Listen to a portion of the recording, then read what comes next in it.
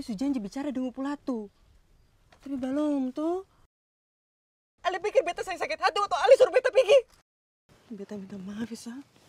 Sebagai kakak beta sudah bikin saya malu.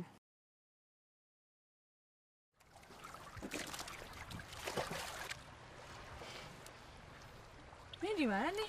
Tuh sampai di Pulau Seram kakak. Jadi nanti kakak jalan saja ada 3 menit ke sana. Nanti kakak ketemu di jalan besar. Saya melihat bahwa isu keperawanan dan isu kehamilan di luar nikah itu adalah hal yang sangat sensitif, terutama di Indonesia, di daerah manapun. Gak peduli kelas sosialnya, gak peduli agamanya, sukunya, itu sudah pasti jadi hal yang sangat-sangat sensitif dan tabu untuk dibicarakan. Fenomena ini itu lebih sensitif ketika dilihat dari kacamata perempuan. Jadi kebimbangan untuk mempertahankan hak hidup si janin dengan dia harus menerima segala konsekuensinya dengan adanya si janin itu. Antara itu atau dia melepaskan tanggung jawab sebagai calon ibu karena ketidaksiapan serta ketakutan akan penolakan sosial yang akan dihadapi. Nah di sisi lain ini tuh adalah sebuah konsekuensi atas hubungan yang membuat cinta menjadi suatu beban tersendiri. Ya sudah. Kakak liburan sendiri di pantai tadi. Biar terpangan sampai habis. Kenapa tadi beta bawa kaki?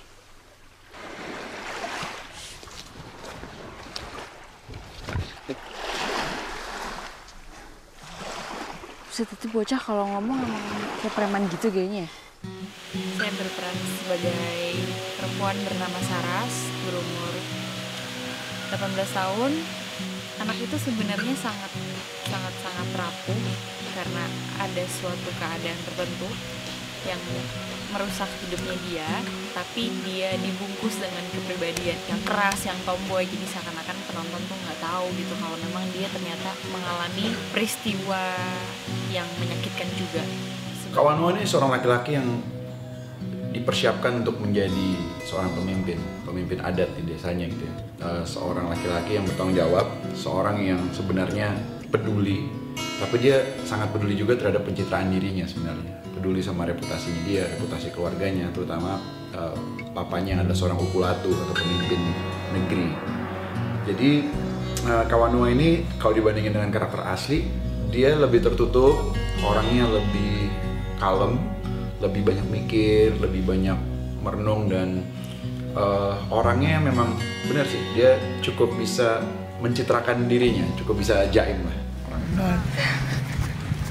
Sleepy.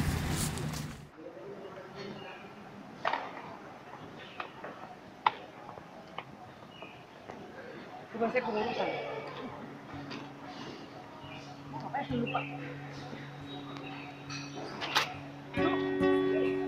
Pada saat saya pertama kali baca skripnya, and then oh my god, berita gue I wanna do this gitu. Memang supporting, tapi di sini supporting karakternya yang kuat sekali sampai bisa menyampaikan cerita secara keseluruhan. Orang bisa melihat saya sebagai Raihanun dan Binaya itu yang beda. Karena Raihanun dan Binaya itu memang beda banget. Wow, totally beda aja gitu. I mean, Binaya itu lebih keibuan, tapi saya terhadap anak saya tidak seperti Binaya terhadap adiknya. It's so far gitu. Maksudnya Binaya terhadap adiknya really responsible. Mudah-mudahan harapan saya pesannya dari cerita ini tuh bisa diterima dan ditangkap sama orang-orang siapapun, whoever yang nonton. Itu paling hidup. Saya punya mata.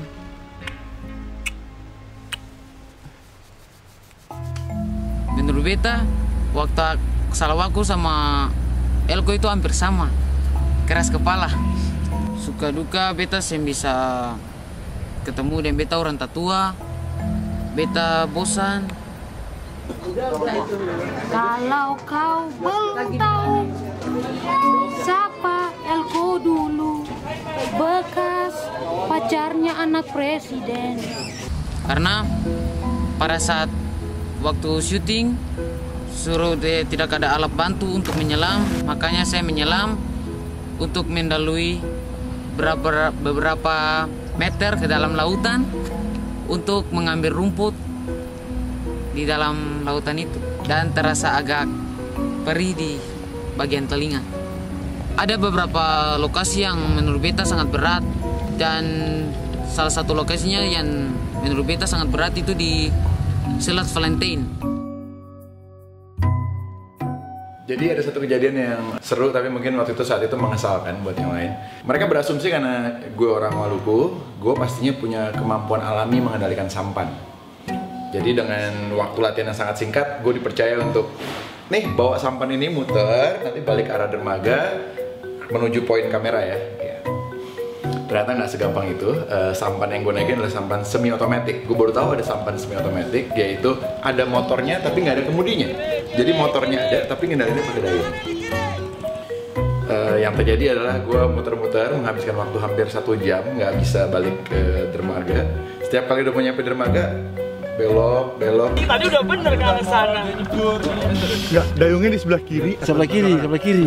Makin lama saya ngeliat dermaga tuh dari masih kelihatan, mulai berbayang, mengecil, titik sampai akhirnya saya udah nggak bisa lihat dermaganya lagi dan saya mulai khawatir saya bakal muncul di Halmahera kayaknya. Mesin dikasih turun. Dayungnya ditaruh di sebelah kiri, pertahanin dayung ada di sebelah kiri. Ben bilangin dia jangan ngedayung, dayungnya masukin, tancapin. Iya, tancap begitu. Dayungnya ditancap aja, itu jadi setir, jangan ngedayung. Dan di situ saya mengakui bahwa saya adalah orang Ambon Kart yang lahir dan besar di Jakarta dan tidak tahu apa-apa soal mengendalikan sampan. Dia anak kecil, kabur dari kampung buat ngapain? Nyari kakaknya sendirian. Lo lari dari kampung buat ngapain? Nutupin kebejatan lo, tau nggak?